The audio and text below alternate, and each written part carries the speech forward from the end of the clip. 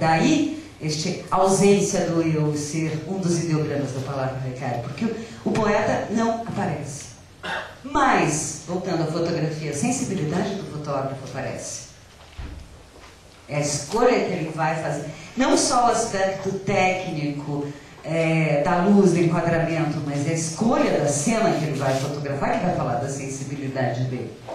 Então, tem um... lógico, não se faz haikai sobre amor, porque seria uma abstração e teria um eu imenso aí, né? Mas, sim, porque o amor é um eu imenso. Amor, Sartre já disse, você ama no outro a imagem que ele tem de você. Na verdade, você ama no outro a si mesmo. Amor implica em posse, implica em desejo, implica em uma porção de coisas com as quais o haikai não tem nada a ver. Mas, no entanto, você tem que ser amoroso para fazer haikai. Mas amoroso assim, você tem que estar amorosamente no mundo, você tem que olhar para tudo amorosamente. Mas, apesar de não ser possível isso, tem um haikai do maior de todos os haikaístas, do mais famoso, que é Basho, que eu considero um dos mais belos poemas de amor. Embora ele tenha escrito para um discípulo que o acompanhou quase até o fim, e acredito que não há nada de erótico nisso. Nessa relação, não sei, a que tudo indica não é amor desse tipo.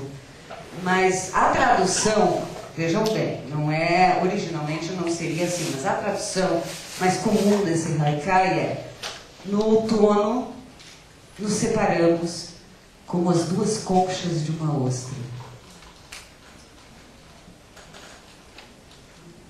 Esse silêncio é importante.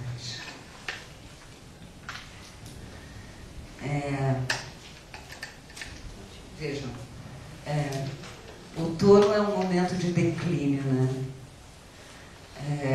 Então já temos aqui uma indicação de no mínimo, uma certa nostalgia, um certo spleen. Ainda não se falou numa grande tristeza, mas só a escolha da estação já nos remete a uma sensação de falta. Porém,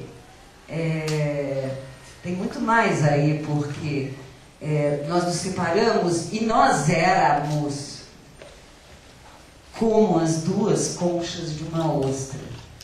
Isto é, ele escolheu um exemplo, um elemento da natureza, que é um exemplo de encaixe absolutamente perfeito. São as duas folhas de uma fava, as duas conchas de uma ostra. É o exemplo de alma gêmea que ele foi buscar. Mas eu não sei se ele foi buscar ou ele simplesmente viu isso acontecer. Então nós temos também aí, ele nos conta, quase daria um romance, alguém prolixo que faria um romance, contando do grau de intensidade dessa afinidade, não é? Porque esse encaixe perfeito nos conta de uma experiência mágica que nem a todos é dada na vida. Mas, ao mesmo tempo, é perfeitamente natural que um dia elas se separem. Então, ao mesmo tempo, ele nos fala de uma aceitação total dessa separação, não é uma resignação, vejam bem, não é resignação no sentido cristão ocidental. Ele simplesmente nos conta que assim é que é.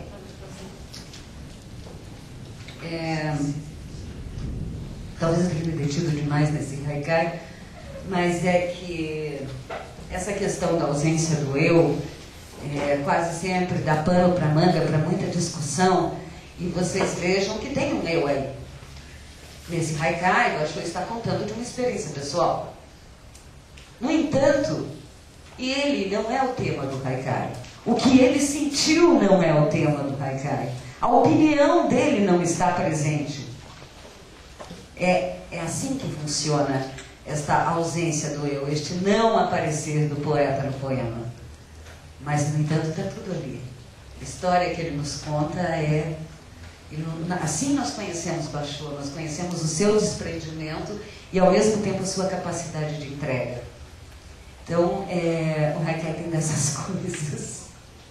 Mas, às vezes, é bem menos do que isso. Tenho a sensação de já ter falado demais sozinha. E acho que eu gerei algumas questões, espero ter gerado, e adoraria que a gente conversasse agora. Pegar mais esses minutos que a gente tem para conversar. Sobre o haikai. Isso. Como que é possível, com tão pouca coisa, já que o haikai é tão sintético, só em 3 linhas, poucas palavrinhas, como é possível reconhecer o estilo do poeta? Interessante. Muito interessante. É muito difícil, inclusive, foi muito bom você ter colocado isso, porque me fez lembrar de uma outra característica que tem no haikai, que assim, como sempre, é sobre a natureza. E outra coisa que eu não falei, mas que é importante que apareça no haikai, é o termo da estação. Você sabia que estação foi feito? Essa questão da originalidade, por exemplo, na poesia ocidental, não tem entre eles. Essa questão do estilo, da originalidade, não tem, porque existem centenas de haikais sobre a lua de outono, centenas de haikais sobre a brisa de verão. Os temas se repetem muito. Não dá para você, não é como nós dizemos assim, não, mas fulano já falou isso tão maravilhosamente que eu não vou falar. Não, eles, sim, nós vamos falar ad infinitum sobre uma flor específica do inverno, como a azaleia, ou sobre os insetos, porque fazem parte do verão. Mas ainda assim, se você pegar os 5 grandes haikaístas, eles costumam dizer que são 4, que é Bashar, Busson, Issa e Shiki, na ordem cronológica.